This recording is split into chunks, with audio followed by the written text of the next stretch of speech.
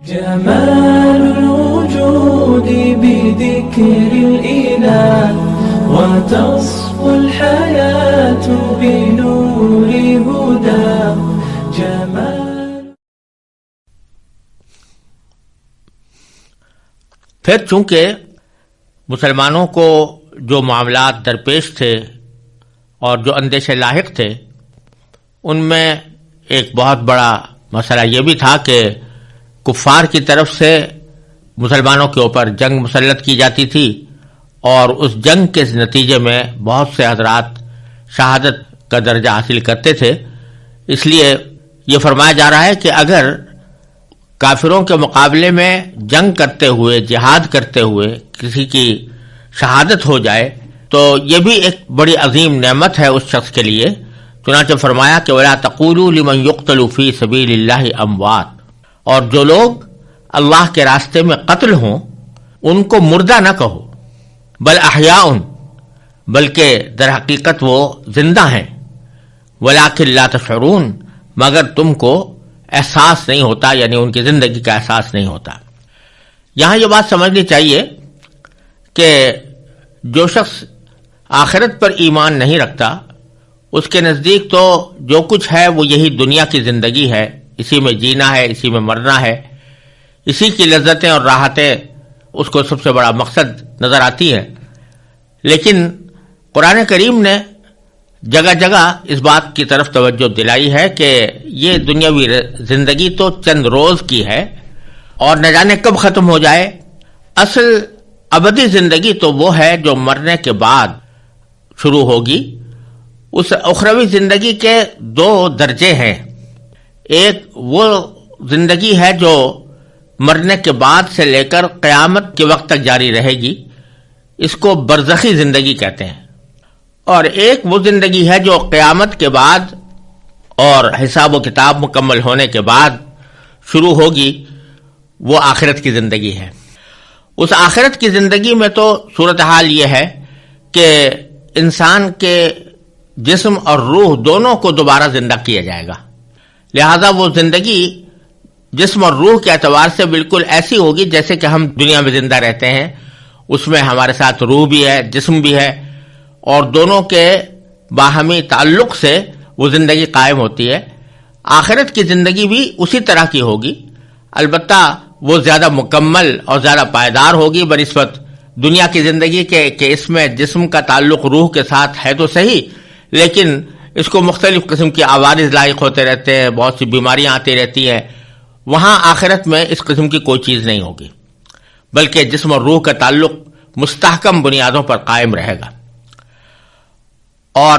جو برزخ کی زندگی ہے، یعنی مرنے سے لے کر جنت اور جہنم کا فیصلہ ہونے تک یا قیامت تک جو زندگی ہے، وہ برزخ کی زندگی کہلاتی ہے. اس میں صورتحال یہ ہوتی ہے کہ انسان کا جسم تو مردہ ہو جاتا ہے، لیکن روح مردہ نہیں ہوتی، بلکہ روح کو ایک زندگی حاصل رہتی ہے. اور اس روح کا دنیا کے اندر پڑے ہوئے جو جسم ہے، کپڑا ہوا جو جسم ہے، اس کے ساتھ بھی کچھ نہ کچھ تعلق باقی رہتا ہے. وہ اگرچہ تعلق بہت ہی ادنا درجے کا ہوتا ہے عام طور سے انسانوں کے اندر، لیکن پھر بھی کوئی تعلق باقی ہوتا ہے. لیکن چونکہ وہ بہت ہی معمولی قسم کا ہے، اس واسطے اس کو ہم زندہ نہیں کہتے، اس آدمی کو ہم مردہ کہتے ہیں جس کو یہاں موت لاحق ہو گئی اور اس کو قبر میں دفن کر دیا گیا. لیکن جو اللہ تعالیٰ کے خاص بندے ہیں، مثلا شہداء جو اللہ کے راستے میں شہید ہوتے ہیں، ان کو بھی وہ برزخی زندگی حاصل ہوتی ہے، لیکن وہاں برزخی میں اللہ تبارک و تعالیٰ کی طرف سے ان کو انعام و اکرام سے نوازا جاتا ہے، اور ان کا تعلق اپنے جسم کے ساتھ عام لوگوں کے مقابلے میں زیادہ مضبوط ہوتا ہے. اور یہی وجہ ہے کہ جو اللہ تعالیٰ کے راستے میں شہید ہوتا ہے تو اس کا جسم گلتا سڑتا نہیں ہے، بلکہ اپنی اصل حالت میں، بڑی حد تک اپنی اصل حالت میں برقرار رہتا ہے، جس کے شواہد بے شمار دنیا کے اندر لوگوں نے دیکھے ہیں کہ وہ لوگ جو عرصہ دراز پہلے اللہ تعالیٰ کے راستے میں شہید ہو گئے تھے، جب ان کی قبر کو کسی وجہ سے کھودا گیا تو ان کا جسم اسی طرح تر و تازہ پایا گیا جس طرح کہ ان کو دفن کیا گیا تھا. تو ان کے جسم کے ساتھ روح کا تعلق عام لوگوں کے مقابلے میں زیادہ قوی ہوتا ہے، اور وہ اس برزخی زندگی کے اندر اللہ تبارک و تعالیٰ کی نعمتوں سے فیضیاب ہوتے رہتے ہیں۔ اس واسطے ان کو خاص طور پر یہ کہا گیا کہ ان کو تم مردہ نہ سمجھو، بلکہ وہ زندہ ہیں اس معنی میں بھی کہ ان کے جسم کے ساتھ ان کی روح کا تعلق مضبوط ہے، اور زندہ ہیں اس معنی میں بھی کہ اللہ تبارک و تعالیٰ ان کو اپنی خاص نعمتوں سے نوازتے رہتے ہیں، اور اس معنی میں بھی کہ ان کا جسم گلتا سڑتا نہیں ہے، اور اس معنی میں بھی کہ بعض دنیاوی احکام کے اندر بھی شہید کا حکم عام مردوں سے مختلف ہوتا ہے، کہ عام مردوں کو غسل دیا جاتا ہے لیکن شہید کو غسل دینے کی ضرورت نہیں ہوتی۔ جو اللہ تعالیٰ کے راستے میں شہید ہوا اس کو اسی حالت میں دفن کر دیا جاتا ہے۔ اور پھر اس سے بھی اعلیٰ درجے کی زندگی انبیاء کرام کو حاصل ہوتی ہے کہ ان کے روح کو جو جسم سے تعلق ہوتا ہے وہ شہیدوں سے بھی زیادہ اعلیٰ درجے کا ہوتا ہے، اور اس کی وجہ سے ان کو جو برزخی حیات حاصل ہوتی ہے وہ اور تمام انسانوں سے زیادہ اعلیٰ اور اکمل درجے کی ہوتی ہے، اور اسی وجہ سے ان انبیاء کرام کی میراث بھی تقسیم نہیں ہوتی، ان کی جو ازواج مطہرات ہیں ان کے لیے کسی دوسرے سے نکاح کرنا بھی جائز نہیں ہوتا، تو یہ احکام بھی دنیا کے اندر ان کے اوپر جاری ہوتے ہیں۔ بہرحال اللہ تبارک و تعالیٰ یہاں یہ فرما رہے ہیں کہ اگر کوئی شخص اللہ تبارک و تعالیٰ کے راستے میں جہاد کرتے ہوئے کفار کے ہاتھوں شہید ہو جاتا ہے تو تم اگرچہ ظاہری نظر سے ان کو مردہ سمجھ رہے ہو، لیکن حقیقت میں وہ زندہ ہیں اور تمہیں ان کی زندگی کا احساس نہیں ہے، کیونکہ برزخی زندگی بھی ان کو زیادہ قوی قسم کی حاصل ہے، اور اللہ تعالیٰ کی نعمتوں سے بھی وہ فیضیاب ہو رہے ہیں، لہذا تمہیں ان پر غم کرنے کی ضرورت نہیں ہے۔ وہ یقیناً اللہ تبارک و تعالیٰ کے نزدیک بڑے درجے والے ہیں، اور اس درجے کے ملنے پر تمہیں افسوس کرنے کے بجائے اس بات پر اطمینان کرنا چاہیے کہ وہ اللہ تعالیٰ کے راستے میں شہید ہوئے ہیں۔ پھر آگے فرمایا کہ وَلَنَبْلُوَنَّكُمْ بِشَيْءٍ مِّنَ الْخَوْفِ وَالْجُوعِ وَنَقْصٍ مِّنَ الْأَمْوَالِ وَالْأَنفُسِ وَالثَّمَرَاتِ۔ پھر آگے یہ فرمایا کہ بتلانا یہ مقصود ہے کہ یہ صرف جہاد ہی کا معاملہ نہیں ہے کہ جس میں لوگ شہید ہو جائیں تو اس سے تمہیں صدمے پہنچے، بلکہ صدمے پہنچنے کے کچھ اور اسباب بھی پیش آ سکتے ہیں، اور یہ صدمے جو تمہیں دنیا کے اندر پہنچتے ہیں یہ در حقیقت اللہ تعالیٰ کی طرف سے آزمائش ہوتی ہے۔ چنانچہ فرمایا وَلَنَبْلُوَنَّكُمْ، اور دیکھو ہم تمہیں آزمائیں گے ضرور، بِشَيْءٍ مِّنَ الْخَوْفِ وَالْجُوعِ۔ وہ کس طرح آزمائیں گے کہ کبھی خوف سے، تھوڑے سے خوف سے، کبھی تھوڑی سی بھوک سے، کبھی تمہارے مال اور جان میں یا ثمرات اور پھلوں میں کمی کر کے، اس طرح تمہیں آزمائیں گے۔ یہاں 4 چیزوں کا ذکر فرمایا۔ ایک یہ کہ تمہیں آزمائیں گے خوف کے ساتھ، کہ تمہارے اوپر کوئی خوف طاری ہو جائے گا۔ ان خاص حالات کو مد نظر رکھتے ہوئے یہاں اشارہ اس بات کی طرف ہے کہ مسلمان جب مدینہ منورہ کے اندر اپنی ریاست قائم کر رہے تھے تو ان کو مختلف اطراف سے خطرے درپیش رہتے تھے۔ ایک طرف کفار مکہ تھے جو ان کے اوپر حملہ آور ہونے کا منصوبے بنا رہے تھے، اور بہت سی مرتبہ حملہ آور ہوئے بھی، اور ان کا سارا مقصد یہ تھا کہ کسی طرح مسلمانوں کو نیست و نابود کر دے۔ دوسری طرف یہودی تھے، تو یہودیوں کا ایک خطرہ اس طرح تھا کہ شمال میں ان کی ایک ریاست خیبر میں آباد تھی، اور وہاں سے وہ مسلمانوں کے خلاف سازشیں کرتے رہتے تھے۔ خود مدینہ منورہ کے اندر جو یہودی آباد تھے وہ بعض اوقات مشرکین سے مل کر مسلمانوں کے خلاف سازشوں کے جال بنتے رہتے تھے۔ یہ تمام خطرات مسلمانوں کو لاحق تھے۔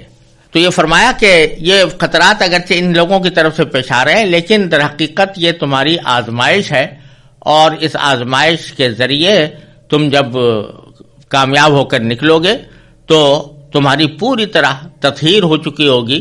اور تمہیں اچھی طرح پاک صاف کیا جا چکا ہوگا۔ تو یہ در حقیقت خوف کے ذریعے بھی تمہیں آزمانا مقصود ہے۔ والجوع، اور کبھی بھوک کے ذریعے۔ بھوک کا مطلب یہ کہ معاشی خطرات بھی تمہیں لاحق ہوں گے، اور اس زمانے کے حالات کو اگر مد نظر رکھا جائے تو اس میں صورتحال یہ تھی کہ اس وقت تجارت پر تمام تر قبضہ قریش کے لوگوں کا تھا، اور وہ قریش کے لوگ ہی مسلمانوں کے دشمن ہو گئے تھے، لہذا جو معاشی راستے تھے تجارت کے وہ ان کے اوپر بند کر دیے گئے تھے. تو اس طرح تمہیں فقر و فاقے سے سابقہ پیش آنے کا بھی اندیشہ لاحق ہے. یہ بھی ہماری طرف سے ایک آزمائش ہے، اور اگر اس آزمائش میں تم پورے اتر گئے تو اس کا نتیجہ آگے آ رہا ہے. پھر فرمایا کہ نقسم الاموال، کہ کبھی تمہارے مال میں کمی ہو جائے گی، کسی بھی طریقے سے تمہارے مال کے اندر کوئی کمی ہو گئی، کوئی چوری ہو گئی، کوئی ڈاکہ پڑ گیا، کوئی تمہاری تجارت میں کمی آ گئی، یا کسی مرتبہ تمہارے پیداوار میں کمی آ گئی، وہ ساری باتیں اس کے اندر داخل ہیں. والانفس، اور کبھی تمہارے جانوں میں کمی ہوگی. جانوں میں کمی ہونے کے معنی یہ کہ تمہارے عزیزوں میں، رشتہ داروں میں، دوست احباب میں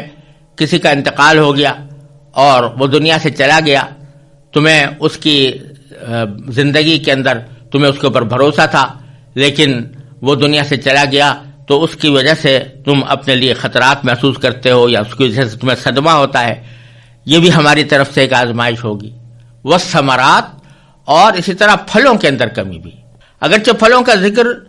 عمومی اعتبار سے دیکھا جائے تو اموال کے اندر موجود خود بخود تھا، لیکن اس کو خاص طور پر اس لیے ذکر فرمایا کہ اموال عربی زبان میں عام طور سے یا تو تجارت کے مال کو کہتے ہیں، یا جو مال مویشی ہوتے ہیں ان کو کہا جاتا ہے. اور ثمرات سے مراد ہے پیداوار، زمین کی پیداوار، جس میں باغ بھی ہیں، جس میں کھیت بھی ہیں. اور مدینہ منورہ کے حضرات جو تھے وہ زیادہ تر کھیتی باڑی کا پیشہ کرتے تھے، اور ان کے ہاں باغات ہوتے تھے، کھجور کے باغات، اور کچھ کھیت ہوا کرتے تھے. انہی پر ان کی معاشی زندگی کا دار و مدار تھا، تو اس لیے اس کو خاص طور پر الگ سے ذکر کر دیا گیا.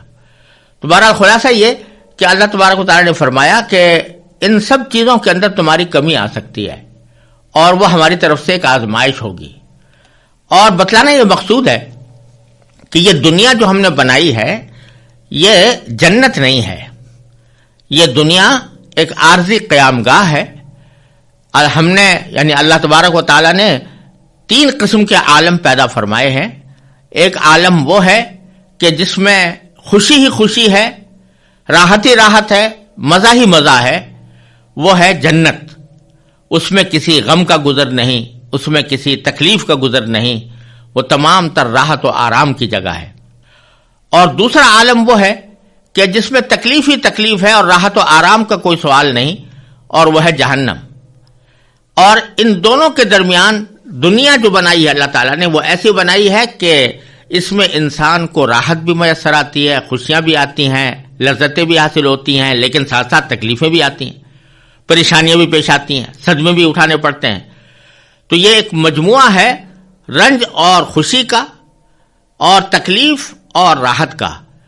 تو یہاں پر جو تمہیں تکلیفیں پیش آ رہی ہیں یہ در حقیقت تمہارے لیے ایک آزمائش ہے اللہ تبارک و تعالیٰ کی طرف سے، اور ان سے کوئی شخص مستثنا نہیں. کوئی بڑے سے بڑا صاحب اقتدار، کوئی بڑے سے بڑا بادشاہ، کوئی بڑے سے بڑا سرمایہ دار ایسا نہیں ہے کہ جس کو دنیا میں کبھی کوئی صدمہ یا کوئی تکلیف پیش نہ آئی ہو. لیکن مسلمانوں کو یہ کہا جا رہا ہے کہ تم ان تکلیفوں کے موقع پر ذرا غور کرو کہ یہ دنیا ہے، اس میں سبھی کو پیش آتے ہیں، لیکن تمہیں ہم جو یہ تکلیفیں دے رہے ہیں در حقیقت آزمائش کی وجہ سے دے رہے ہیں. اس لیے دے رہے ہیں تاکہ تم ان آزمائشوں سے گزر کر کندن بن جاؤ، اور اس آزمائشوں سے گزر کر تمہاری مکمل تطہیر اور تزکیہ ہو جائے. اس لیے ہم تمہیں اس سے آزمائیں گے. پھر فرمایا وبشر الصابرین، اور خوشخبری سنا دو صبر کرنے والوں کو. یعنی ان تمام تکلیفوں کے مواقع پر، چاہے وہ خوف کی تکلیف ہو، یا بھوک کی ہو، یا مال میں کمی کی ہو، یا لوگوں کے جانوں میں کمی کی ہو، ان سب موقع پر جو لوگ صبر کا مظاہرہ کریں ان کو خوشخبری سنا دو. وہ صبر کا مظاہرہ کرنے والے کون ہیں؟ اس کی تفصیل اگلی آیت میں فرمائی کہ الذین اذا اصابتهم مصیبۃ یہ وہ لوگ ہیں کہ جب ان کو کوئی مصیبت پہنچتی ہے تو قالو، تو یہ کہتے ہیں انا للہ، کہ ہم سب اللہ ہی کے ہیں، و انا الیہ راجعون، اور ہم کو اللہ ہی کی طرف لوٹ کر جانا ہے۔ یہ ایک بڑی عظیم حقیقت اللہ تبارک و تعالی نے اس آیت کریمہ میں بیان فرمائی۔ پہلی بات تو یہ کہ جب صبر کرنے والوں کی تعریف فرمائی یا صبر کرنے والوں کا جو طرز عمل آگے بتایا یا صبر کے جو معنی بتائے، وہ یہ نہیں بتایا کہ صبر کرنے والے وہ ہیں جو رنج کا اظہار نہ کریں، غم کا اظہار نہ کریں، روئیں نہیں، یہ نہیں فرمایا، بلکہ فرمایا کہ جو اس تکلیف کے پہنچنے کے موقع پر یہ کہیں، مصیبت پہنچنے کے موقع پر یہ کہیں کہ ہم اللہ ہی کے ہیں اور اللہ ہی کی طرف ہم کو لوٹ کر جانا ہے، انا للہ و انا الیہ راجعون، جس میں بتلا دیا کہ صبر کے معنی یہ نہیں ہے کہ کسی تکلیف کے موقع پر انسان غم کا اظہار نہ کرے، کیونکہ یہ تو ایک بشری تقاضا ہے، ایک غیر اختیاری کیفیت ہے۔ اگر کسی انسان کو کوئی صدمہ پہنچتا ہے تو وہ اس کے اوپر رنجیدہ ہوتا ہے، یہ غیر اختیاری معاملہ ہے، اس کے اوپر اللہ تبارک و تعالیٰ کی طرف سے کوئی گرفت نہیں۔ اللہ تعالیٰ اس کی وجہ سے کسی کو گناہ نہیں دیں گے کہ تم نے فلاں تکلیف کے موقع پر یا فلاں مصیبت کے موقع پر غم کا اظہار کیوں کیا تھا۔ یہاں تک کہ اگر تکلیف کی وجہ سے یا صدمے کی وجہ سے بے اختیار رونا بھی آئے تو وہ رونا بھی صبر کے منافی نہیں ہے، وہ بے صبری نہیں کہلائے گا، کیونکہ غیر اختیاری طور پر آیا ہے۔ یہ عام طور سے لوگوں میں مشہور ہے کہ اگر کسی کا انتقال ہو جائے تو اس کے موت کے اوپر اگر کوئی رو رہا ہے تو یہ بے صبری ہے، یہ بات صحیح نہیں ہے۔ اگر غیر اختیاری طور پر رونا آیا ہے، بن کر نہیں رو رہا بلکہ بے اختیار اس کو رونا آ گیا ہے، تو یہ نہ صرف یہ کہ ناجائز نہیں اور یہ صبر کے بھی خلاف نہیں۔ صبر کے معنی یہ ہے کہ مصیبت پہنچنے پر آدمی یہ کہے کہ انا للہ و انا الیہ راجعون۔ کیا معنی؟ کہ وہ اس تکلیف یا اس صدمے پر اللہ تعالیٰ کی کوئی شکایت نہ کرے، اللہ تعالیٰ سے گلہ نہ کرے، اللہ تعالیٰ کی تقدیر کا شکوہ نہ کرے، جیسے کہ بعض لوگوں کی زبان پر آ جاتا ہے کہ کیا میں ہی رہ گیا تھا اس تکلیف کے لیے، مجھے کیوں اللہ میاں نے تکلیف دی، العیاذ باللہ۔ یہ بے صبری ہے اور اس کے اوپر گرفت ہے۔ لیکن اگر ایک طرف آدمی یہ سوچے کہ بے شک مجھے تکلیف پہنچی ہے اور صدمہ پہنچا ہے، اس صدمے اور تکلیف کی وجہ سے میں اپنے اس صدمے اور تکلیف کا اظہار بھی کر رہا ہوں، اس پر مجھے رونا بھی آ رہا ہے، دل میں میرے غم کی آگ بھی بھڑک رہی ہے، لیکن اس سب کے باوجود میں اس بات پر یقین رکھتا ہوں کہ فیصلہ اللہ تعالیٰ ہی کا درست ہے، اور اللہ تعالیٰ نے جو کچھ فیصلہ فرمایا ہے وہی برحق ہے، اور مجھے اللہ تعالیٰ کی تقدیر سے کوئی شکوہ نہیں ہے، تو یہ مکمل صبر ہے، اور اس میں صبر کا جو اجر ہے وہ پورا اس سے حاصل ہوگا۔ اور یہ بات کہ میں اللہ تعالیٰ کے فیصلے پر راضی ہوں، یہ پہلے جملے کے اندر فرمائی انا للہ، کہ ہم سب اللہ کے ہیں۔ جب اللہ کے ہیں تو اللہ تبارک و تعالیٰ کی ملکیت ہے، ہم اللہ تعالیٰ ہمارا مالک ہے، لہذا مالک کا ہر تصرف اپنی ملکیت میں برحق ہوتا ہے، تو اس نے جو کچھ بھی ہمارے ساتھ معاملہ کیا وہ برحق ہے، اگرچہ ہمیں تکلیف پہنچ رہی ہے۔ اور پھر فرمایا کہ وَإِنَّا إِلَيْهِ رَاجِعُونَ، یہ کہے کہ ہم اسی کی طرف لوٹ کر جانے والے ہیں۔ اس میں اشارہ اس طرف ہے کہ اگرچہ یہاں فوری طور پر ہمیں تکلیف پہنچ رہی ہے اور صدمہ ہو رہا ہے، لیکن بالآخر ہم اللہ تبارک و تعالیٰ کے پاس پہنچیں گے، اور وہاں پر اللہ تبارک و تعالیٰ نے ہمارے لیے صبر کے اوپر اور اللہ تعالیٰ کی تقدیر پر راضی ہونے کے نتیجے میں بہت عظیم اجر اور ثواب تیار کر رکھا ہے۔ لہذا یہ جو تکلیف ہمیں پہنچ رہی ہے، یہ در حقیقت اللہ تبارک و تعالیٰ نے ہمیں ہمارے درجات بلند کرنے کے لیے، ہمارے گناہوں کی معافی کے لیے، اور آخرت میں ہمیں اپنے انعامات سے نوازنے کے لیے اللہ تبارک و تعالیٰ نے یہاں یہ تکلیف عطا فرمائی ہے۔ ایک حدیث میں آتا ہے کہ نبی کریم سرور دو عالم صلی اللہ علیہ وسلم نے فرمایا کہ جب آخرت میں اللہ تبارک و تعالی صبر کرنے والوں کو اپنے اجر و ثواب سے نوازیں گے اور ان پر انعامات کی بارشیں ہوں گی، تو لوگ یہ سوچیں گے کہ کاش زندگی کے اندر ہماری کھالیں کینچی سے کاٹی گئی ہوتی اور اس پر ہم صبر کرتے تو آج ہمیں یہ انعامات، اعلیٰ درجے کے انعامات نصیب ہوتے۔ تو وہاں جا کر ان تکلیفوں کی حقیقت واضح ہوگی کہ یہ تو کچھ بھی حقیقت نہیں رکھتی تھی ان انعامات کے مقابلے میں جو اللہ تبارک و تعالی آخرت میں عطا فرما رہے ہیں۔ اور اس کی مثال کچھ ایسی ہے کہ جیسے کوئی شخص مریض ہو، بیمار ہو، اور کوئی ڈاکٹر اس کا آپریشن کرے، تو آپریشن کے اندر تکلیف تو بے شک ہوتی ہے، اور اس تکلیف کی وجہ سے بعض اوقات انسان کے منہ سے کراہ بھی نکل جاتی ہے، چیخ بھی نکل جاتی ہے،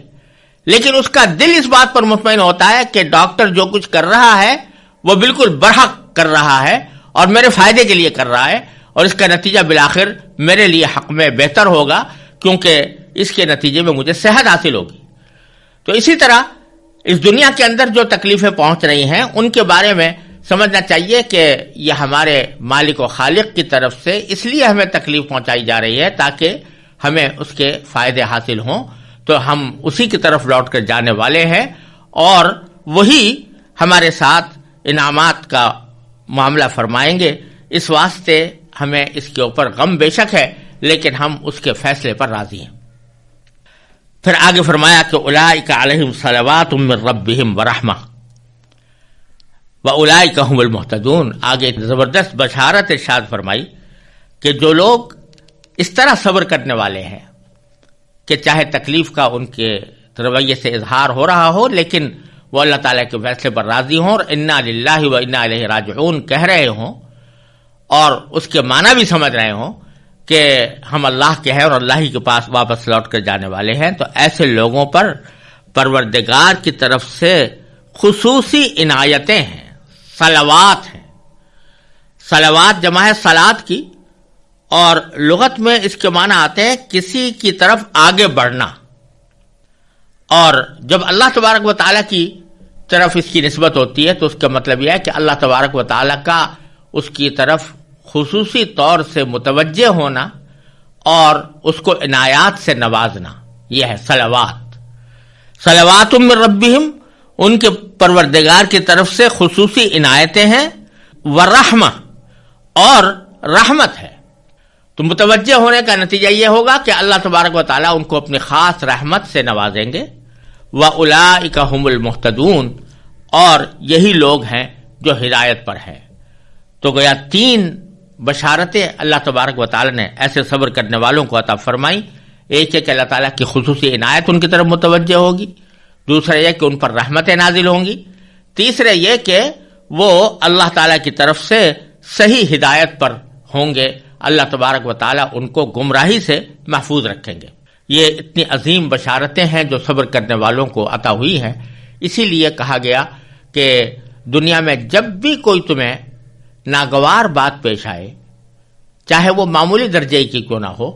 تو تم انا للہ و انا الیہ راجعون کہو، تاکہ تمہیں ان عنایتوں کا سزاوار قرار دیا جا سکے۔ چنانچہ حدیث میں آتا ہے کہ ایک مرتبہ نبی کریم سرور عالم صلی اللہ علیہ وسلم تشریف فرما تھے رات کے وقت اور چراغ جل رہا تھا، کسی وجہ سے چراغ بجھ گیا، تو آپ نے فرمایا انا للہ و انا الیہ راجعون۔